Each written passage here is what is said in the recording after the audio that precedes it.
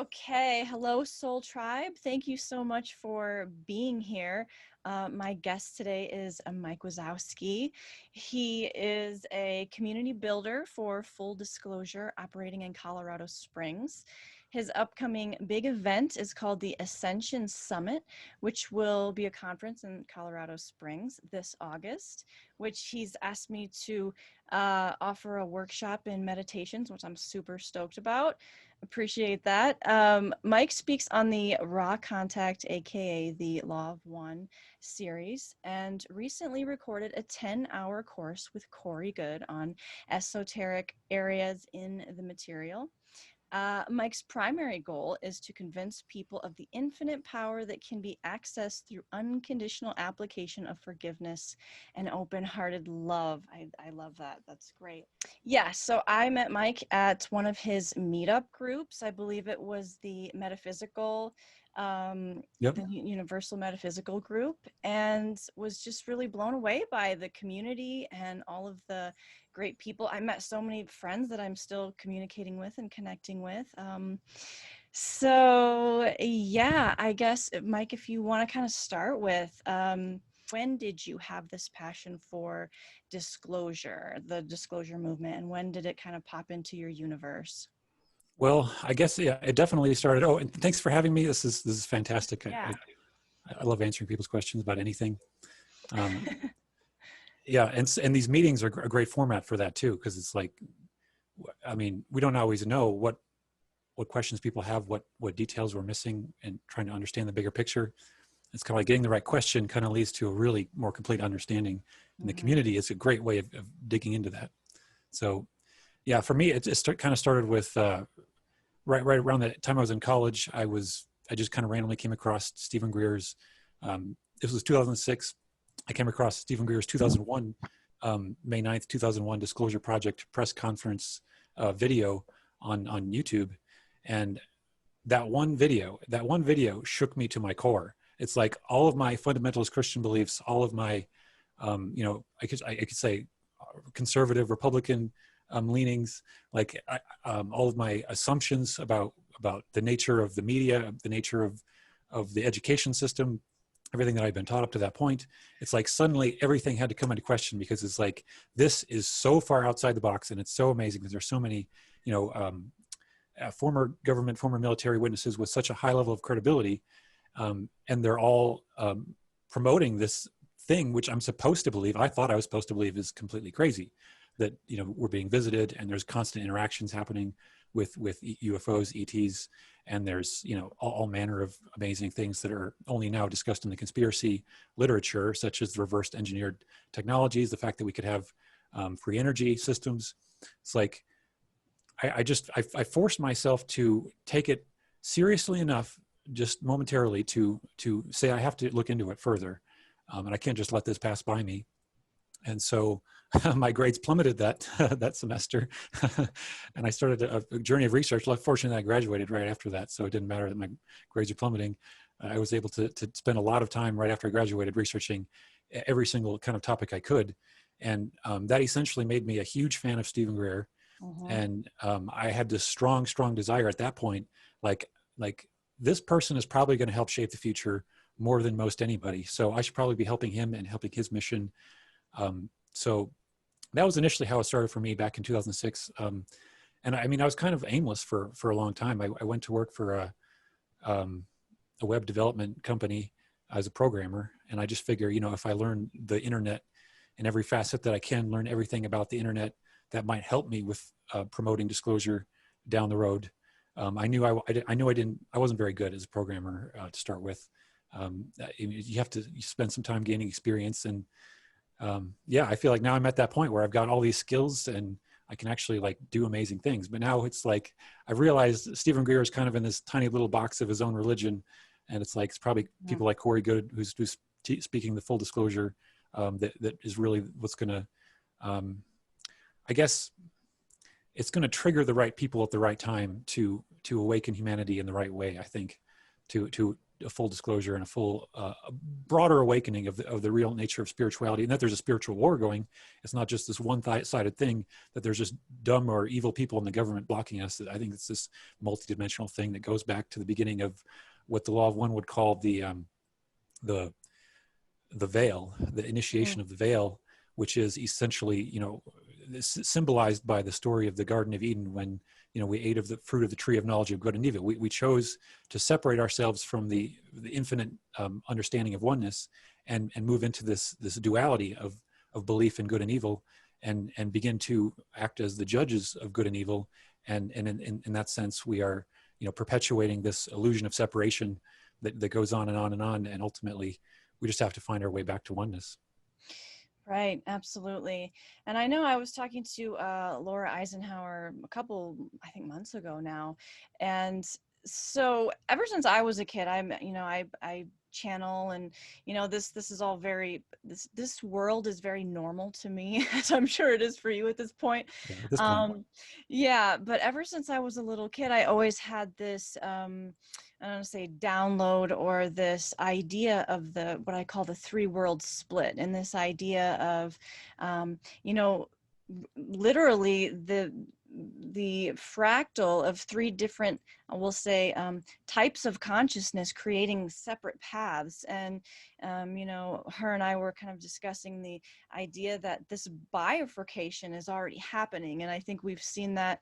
You can correlate that with politics, and a lot of the very superficial issues we have at the 3D level. But would you agree that we're kind of seeing that play out as we're we're working through this period?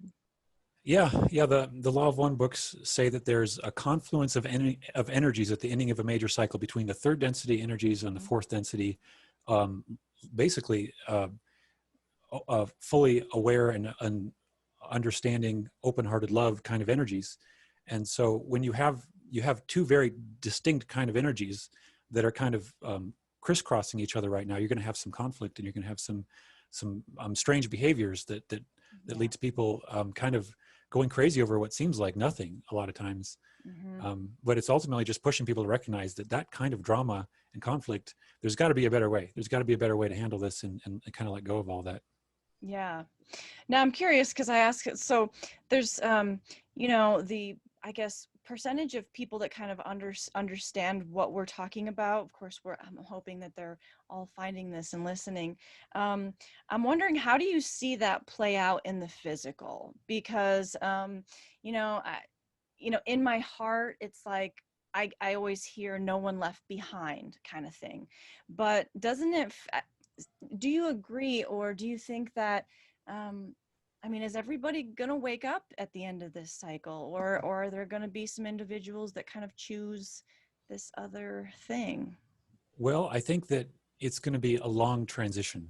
I think it's just a long transition. And what I feel like what we're all doing right now, it's fighting for what's going to happen during the transition period, and how fast is this transition going to take, and how messy is it going to look.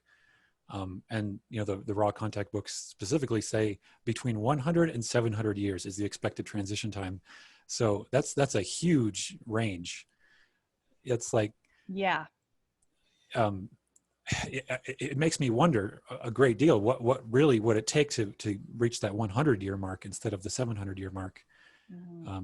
And I suspect that if we do have profound cataclysms on the earth, and there's some people who can share that this has been explained by prophecies going way back, and this is ultimately about this transition into the new earth that we're moving towards.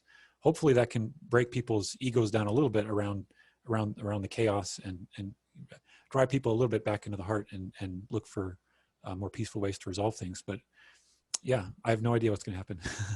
Yeah, and I think that's kind of the double-edged sword, is like, we have this feeling of something coming, but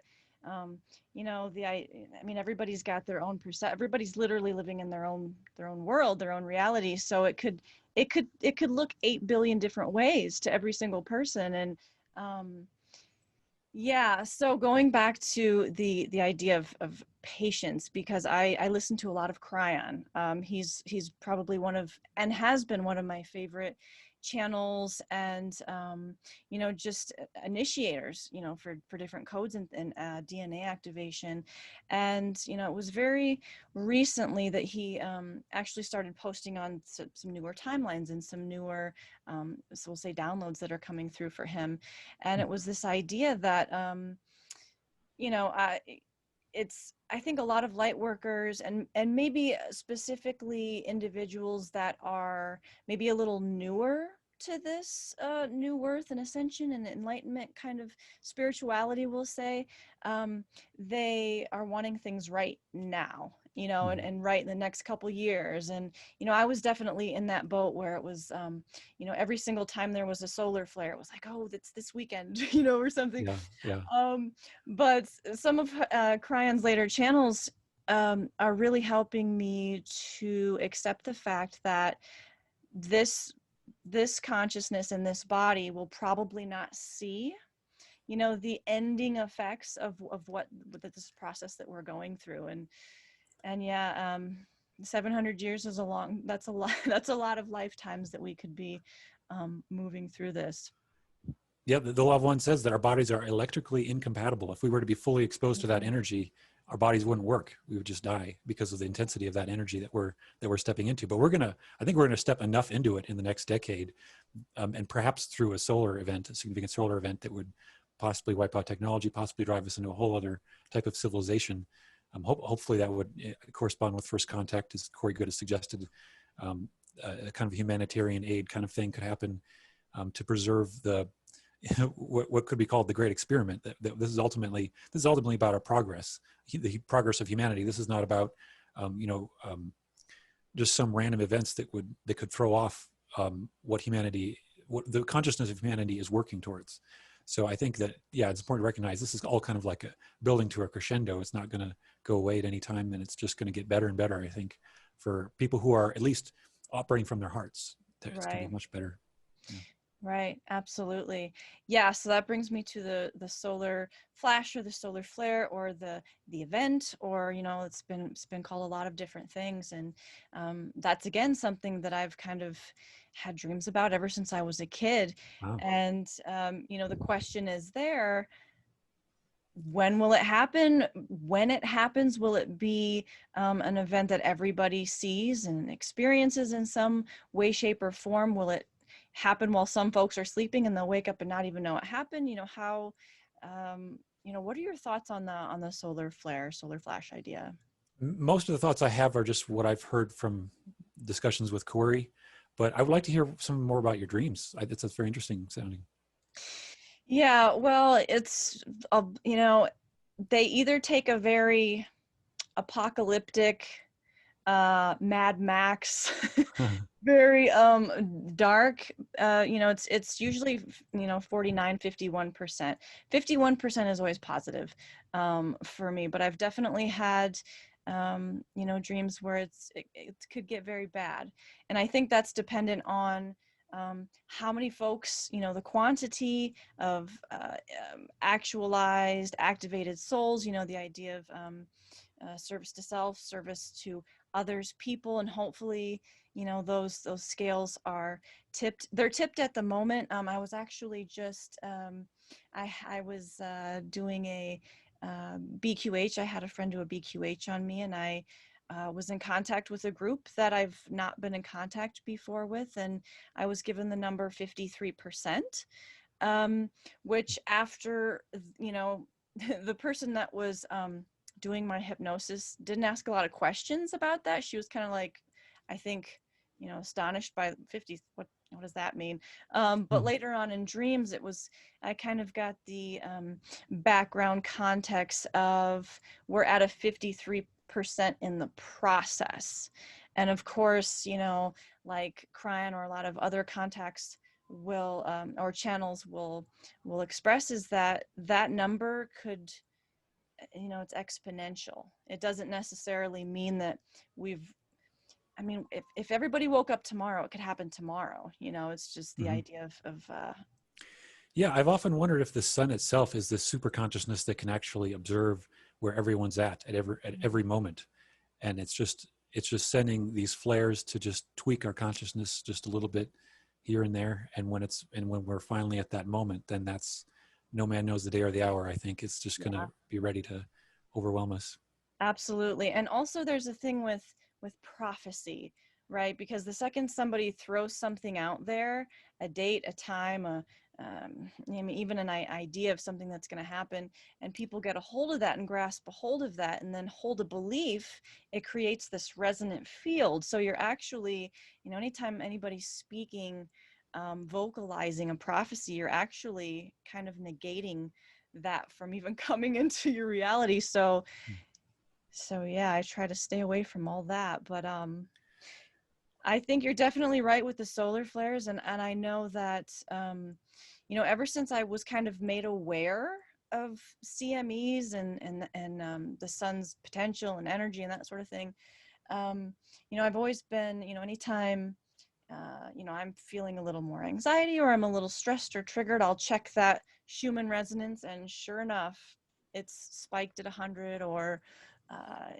and I found that when that happens, that's when my phone blows up with all of my prior clients and friends, and they're all having the Uh, same issues, and it's like, girl, it's the sun, it's okay. It's okay. yeah, yeah. And there could be a lot of energetic influences from the cosmos right now that we don't understand fully. Yeah, absolutely. So I'm curious, have you had any contact with ETs or UFO? I'm sure you've got a million UFO stories, but what would you say is some of your most profound moments or dreams or encounters with the other side? This is a big subject. Um, Maybe the most profound experience I had was about a year ago. Maybe I had an experience where I woke up in tears, and it was because I had just had this experience in the dream of there was like a doorway above my head that I was starting to crack open, and I'm pretty sure that's what the lawofone would call the gateway to intelligent infinity is opened through the crown chakra. And of course, I put the dots together later, but what I experienced was in the dream, I was actually singing a Christian worship song, and I was tweaking the lyrics, but I was in this full open state of reverence, a full open state of worship. And then that led to this recognizing the door, recognizing I could peek through the door in the dream state. And then it was an experience of completely undescribable, infinite bliss, infinite awareness that, so beyond any dream I could ever, explain, except for maybe a handful of others where I think I was looking at the same thing. But this one lasted for longer than the others. This one was like I was looking out into infinity, and I was seeing how all of reality is becoming manifest out of this one single mind. Yeah. And I assume ETs and my guides are helping me through these dreams. And I feel like I actually just recently had a dream that taught me about that a little bit. But I feel like this particular dream kind of like put like no doubt in my mind about some aspects of intelligent infinity, which I hadn't put together before, such as the fact that there is nothing that is not a part of our free will desire. There's nothing in the universe that is not a part of one infinite mind deciding this is what I want to experience at this moment in time. Mm-hmm. And we are a part of that decision-making process at all times. It's just on what level are we participating in that process. There's just different levels of our chakra system, different levels in which we want to participate, and we get stuck on different levels, as we're working through our blockages, which are represented by belief in separation, where we're held back by the sense of separation between us and other selves. But so, yeah, after this was just an overwhelming experience. It was almost like, okay, I see that, but what am I doing with my life though? And then I was like, okay, I got to figure out how to process my life. I can't quite be processing all that yet. I got to just figure out what's going on. And it's almost like it gave me a renewed perspective on everything I was doing. But I closed the door very intentionally at that time. It's like, I'm ready to go back to my life now. And then I just immediately woke up in tears, and it was really awesome. Yeah. But yeah, that lasted with me for quite a while. And I feel like I've had other experiences that are, I feel like it's something, some things kind of like build and segue into other experiences. Yeah. So recently I had a dream that was, a couple nights ago, I had a dream actually that was like, I was kind of frustrated that I wasn't having many dreams lately, because my wife has been having just fantastic dreams, just explaining what I feel like is a prophecy of our future together. And she, and so I was like, why am I not having any of these kinds of dreams? And then the very next night after I asked that question, I had this dream where it was like, I was looking at like angelic beings that each were like managing courses. It felt like they were like dream courses that you take, but you don't remember them. They're not there for you to be consciously remembering. They're there for you to be kind of subconsciously working out your issues and learning tools, subconscious tools, and programming yourself better on that deeper subconscious level that's just below your awareness. That was the impression I got, at least. And I felt like I could ask about it. And it was really neat that I was asking questions to try to understand this process.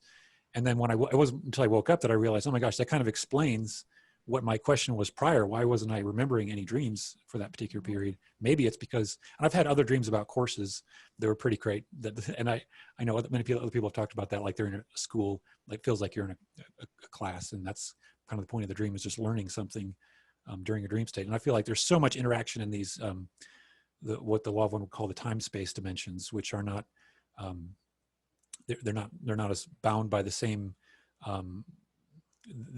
it's on the other side of the veil, we could say. There's no blockage to our awareness when we're looking in the dream state. We can kind of look around and see everything in that metaphysical state. The metaphysical nature of things are apparent in the dream state, and so that's why we have to process it in a symbolic way, because the metaphysics are just so beyond our normal thought process very often.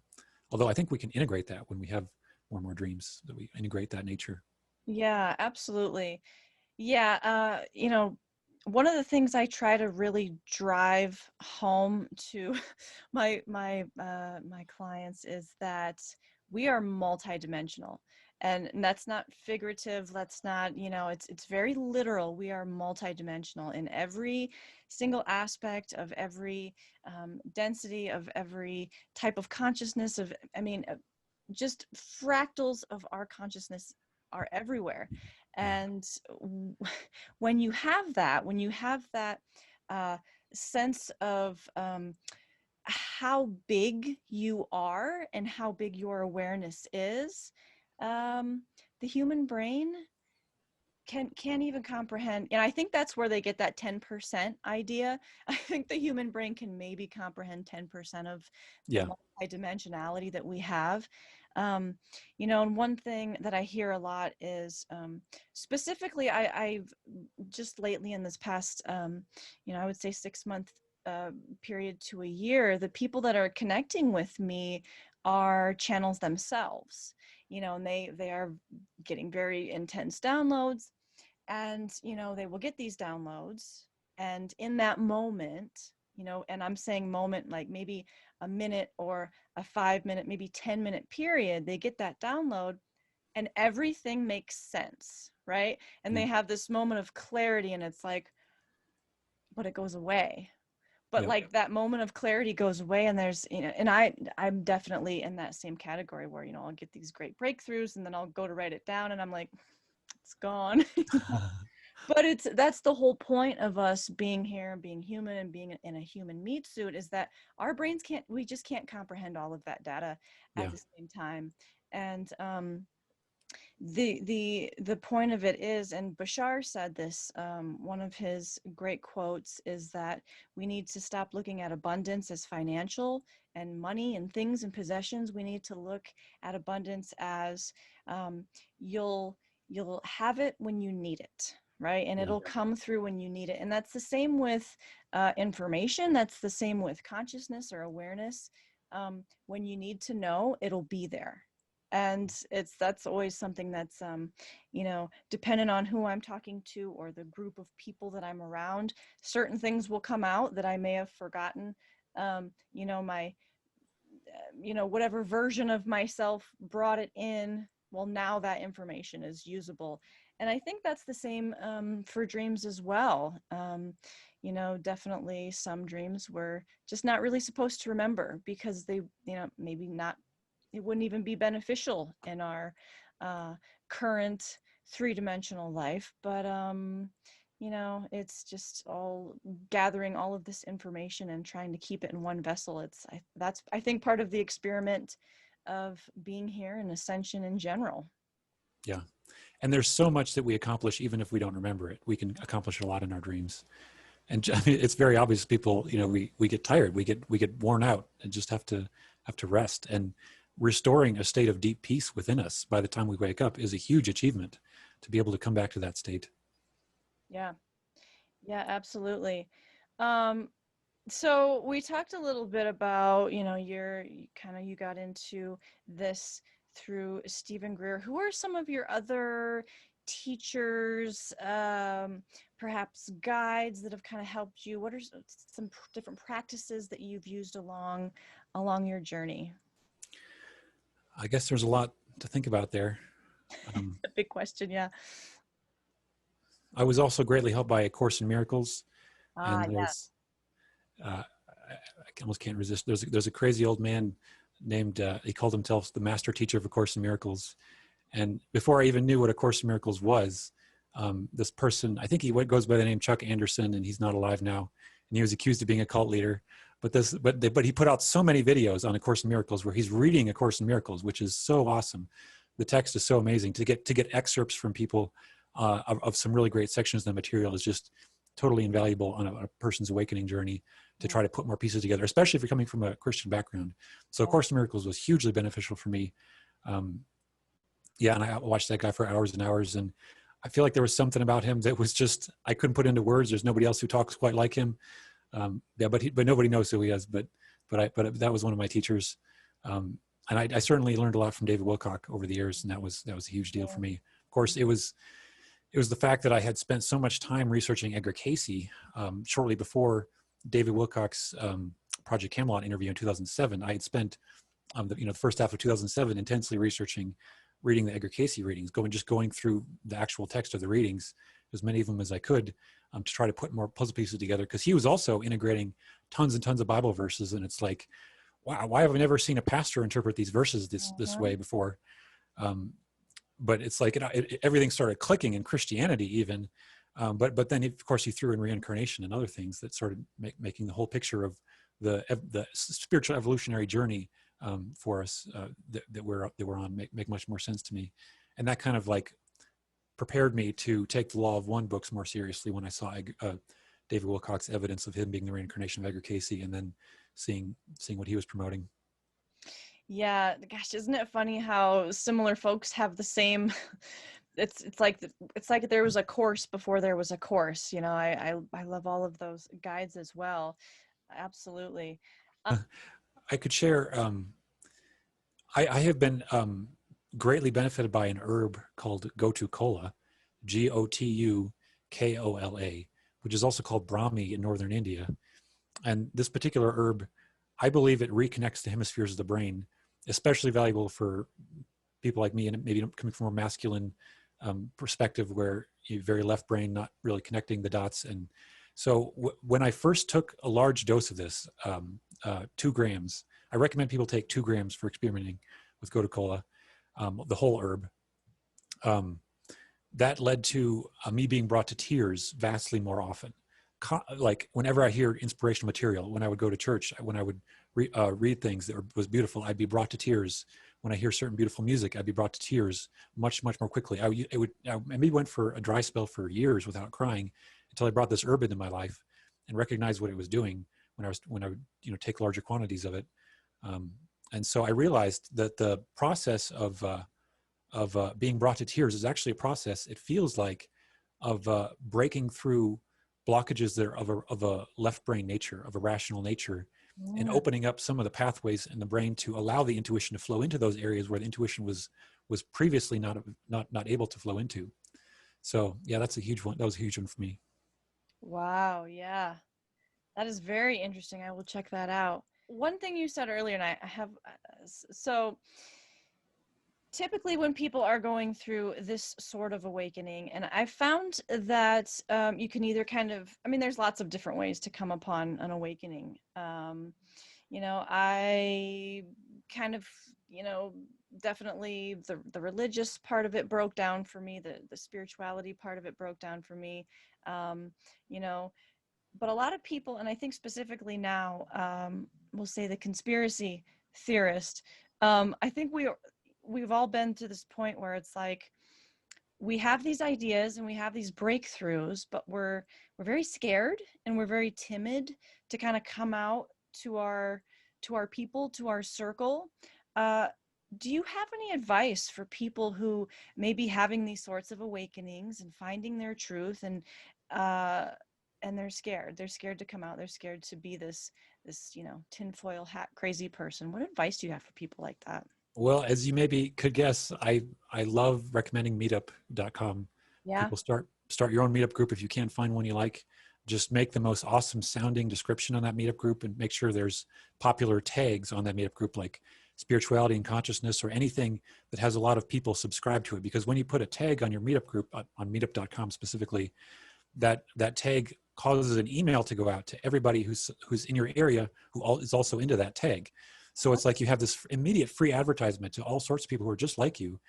And so as soon as you start meeting some of these people and talking with them, I was so introverted before I started doing these meetup groups. I think Yes.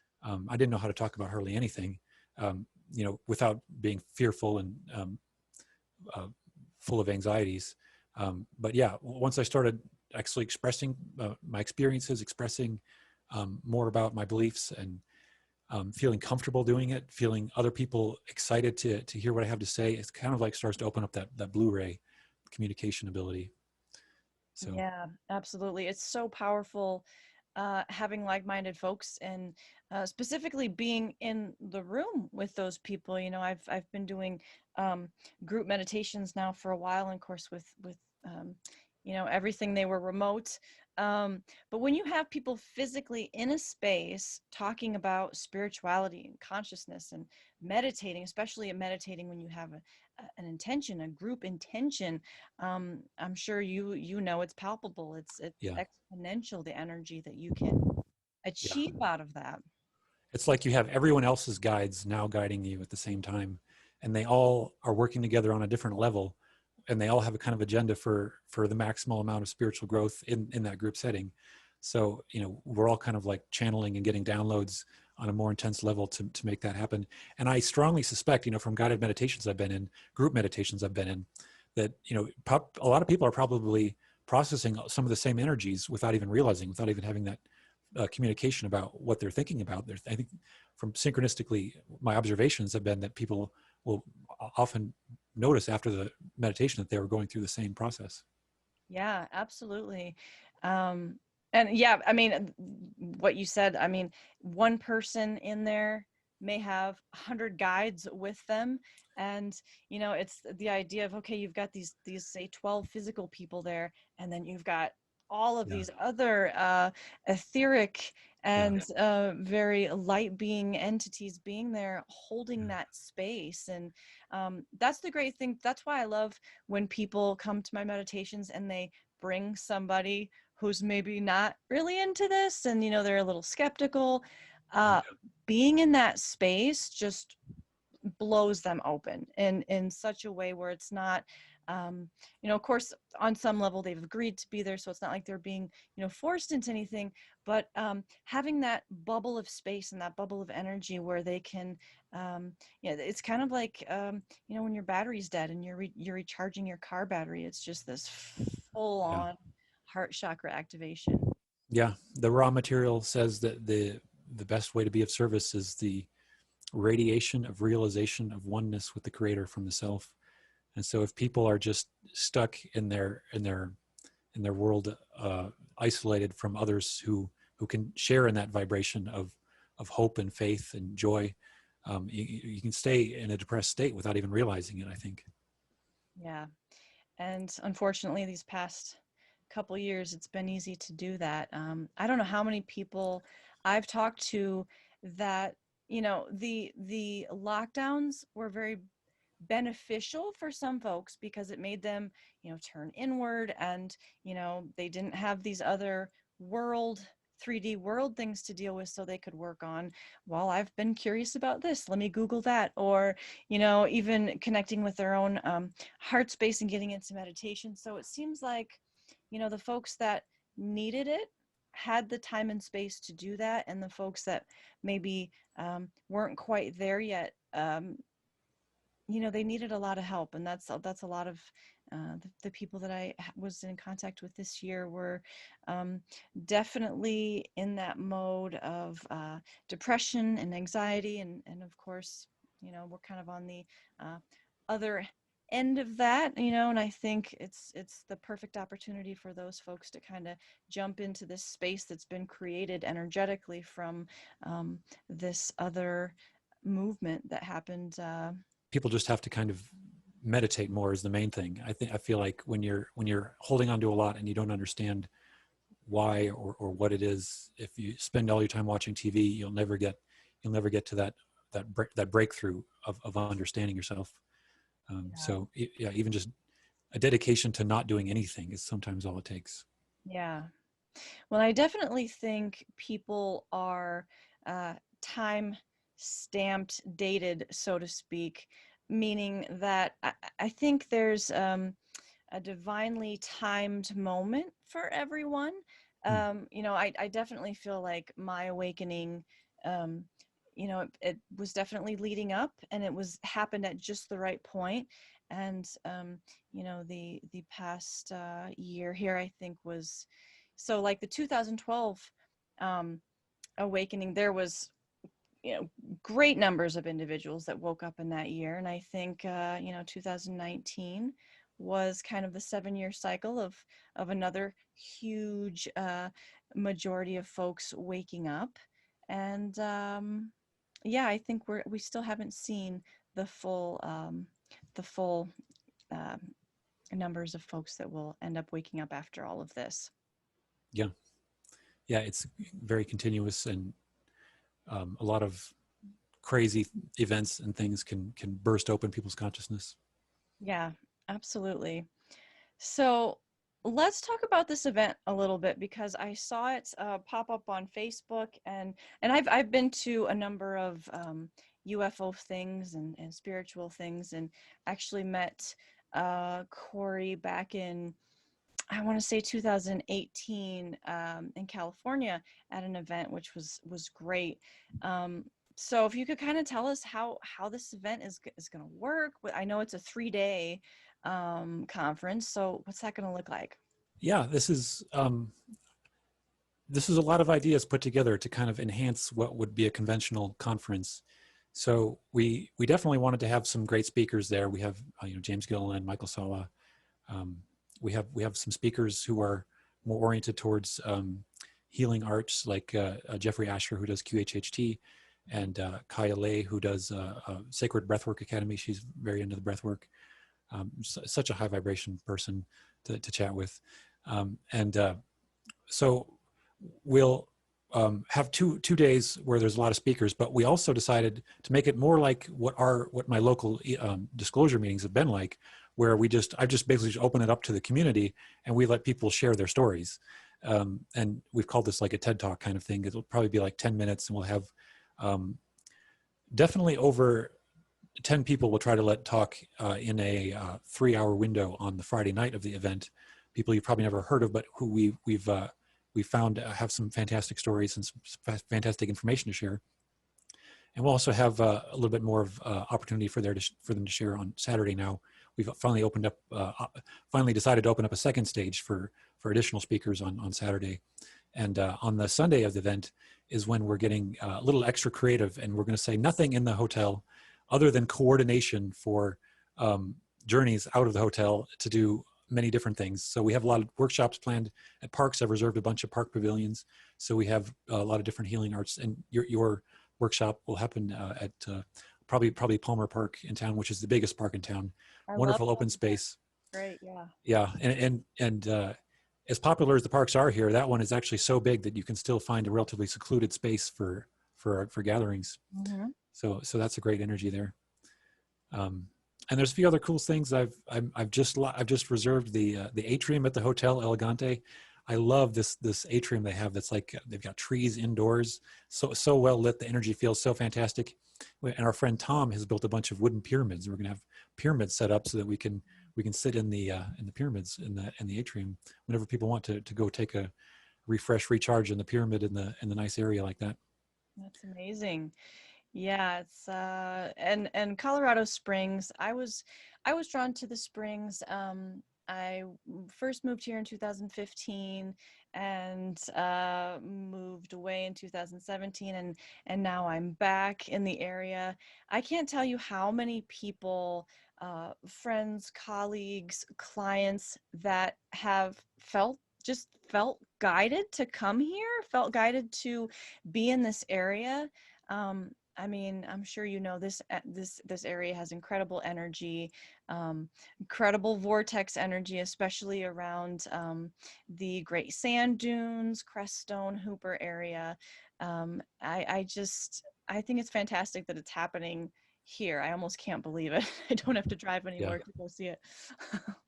yeah, yeah. It's great, and I feel like, I mean, you got to co-create it if you want to see it in your area.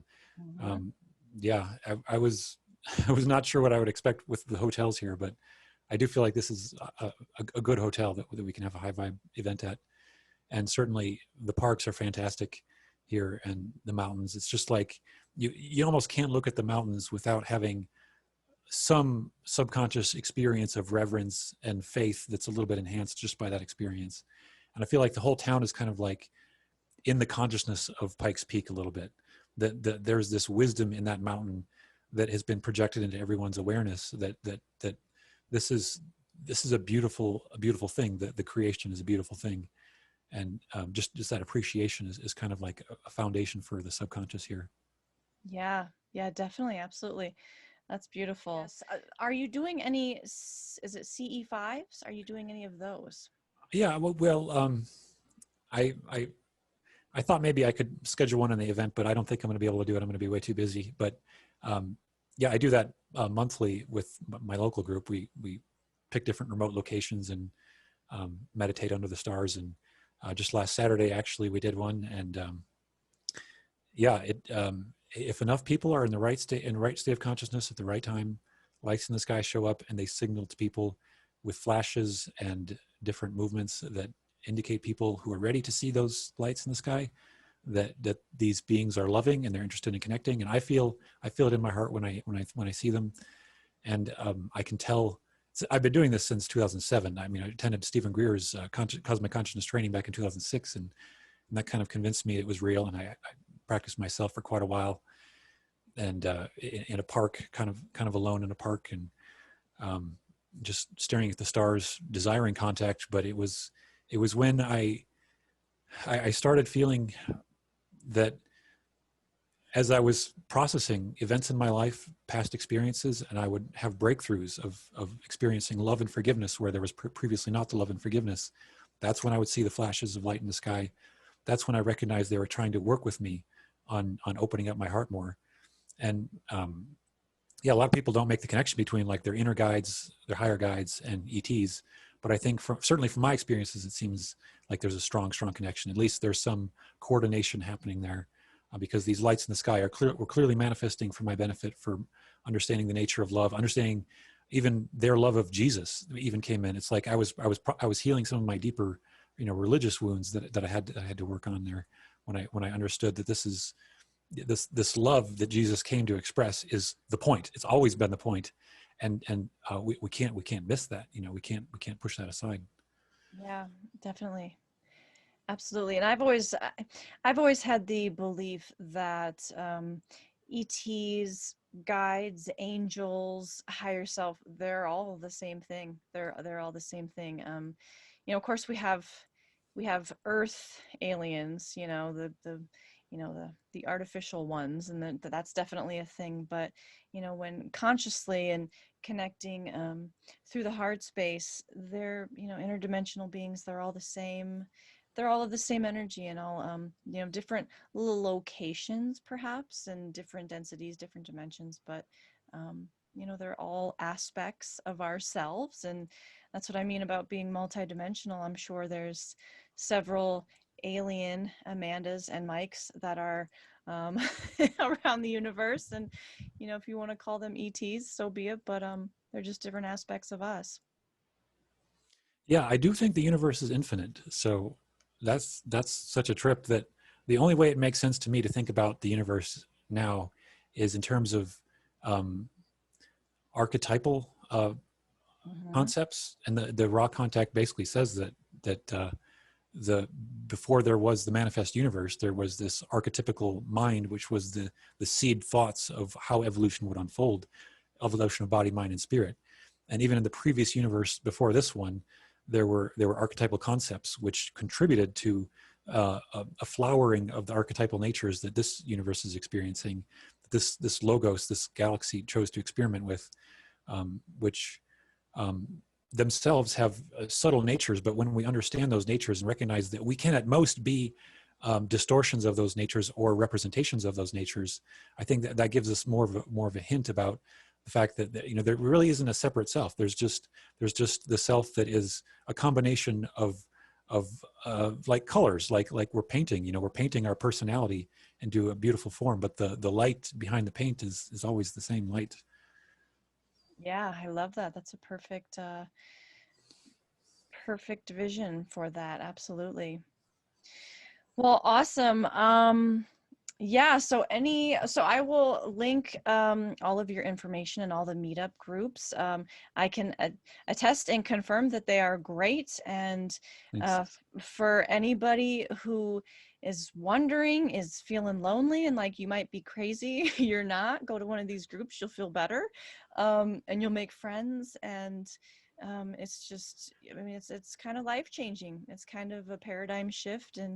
Um, so yeah, I will link all of those. And um, and yeah, of course you have the event coming up, and we'll put that in the link as well. Anything else you want to share with us, or? It's interesting. You know, I know a lot of people may watch this video specifically to look for ways to judge me and you in different ways, and it's interesting how my consciousness is somewhat always in these other doors. But I know that Corey Goode is very controversial right now, and it's like I feel like I'm fully stepped into his world now. I've got to ask him so many amazing, have so many amazing conversations, ask him so many questions over the last 2 years as I've been helping him with more of his projects. And I will share that it's like he continues to amaze me at the depth of the information I can pull from him that he hasn't even shared publicly yet. It's just like he's got like these visions which are a little bit more of the complete picture than what I can read in word form in the raw contact.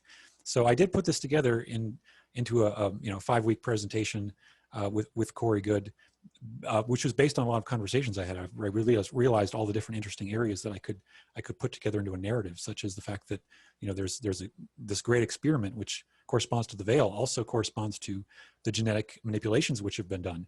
The ETs themselves see genetics as an unfoldment of an experiment of consciousness, of how are we going to experience reality? What is life benefited by having in its capacity for using in its experience? And so it makes a lot of sense to me that there really are these what he calls the genetic farmer races that have been tinkering with us for a long time. And we have this is a crazy complex genetic system on Earth right now that is unspeakably complex in terms of how many different influences and aspects there are on humanity at this time.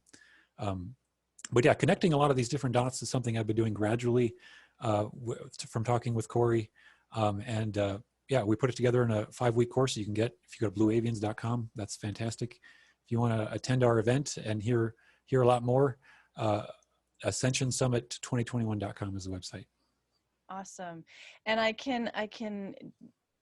understand what you're saying. He is, I mean, to be fair, pretty much anybody in this field is going to be controversial to Yeah, some degree. I used to be a huge follower of David Wilcock, and that has kind of changed along the years. But I think as we're working on our discernment and as we're working on, it's our own ego stuff too. The bottom line is, like, we're still human. Everybody's still human. yeah, Corey's a human, absolutely. even though he speaks to all kinds of crazy Yeah, energies. yeah, When I met him in California, I see auras. I've seen auras my whole life.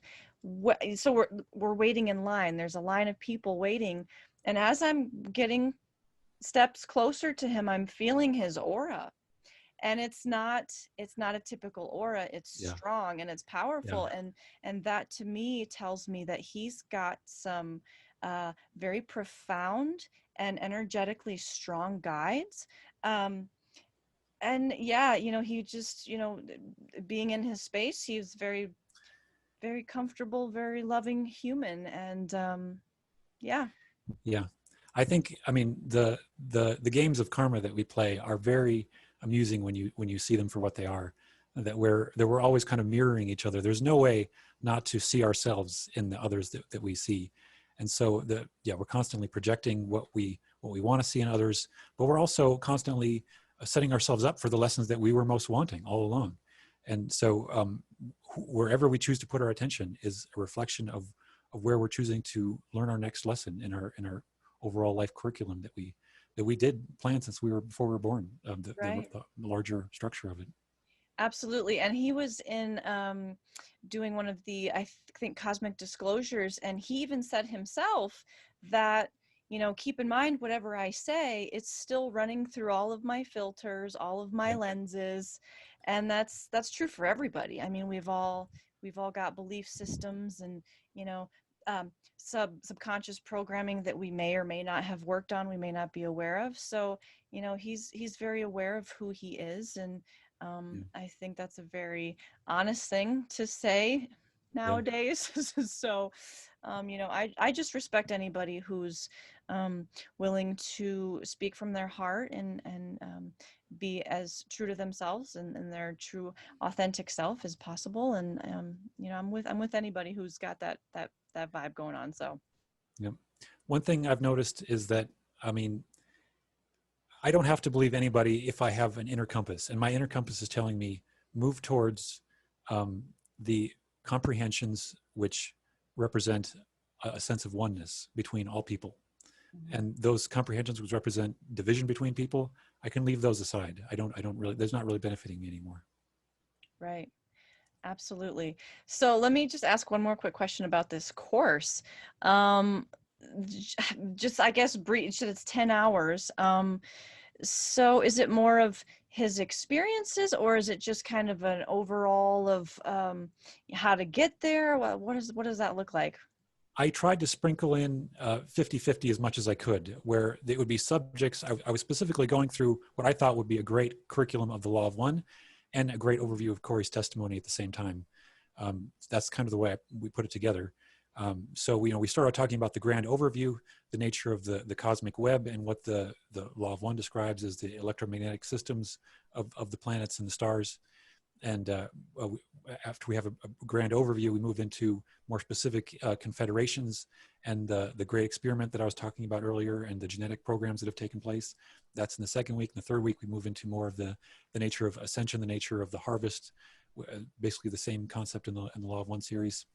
And then the fourth week, we talk about what we're moving into. We talk about his experiences with the Anshar a little bit, which very closely parallel what it would seem is the fourth density consciousness Earth is stepping into.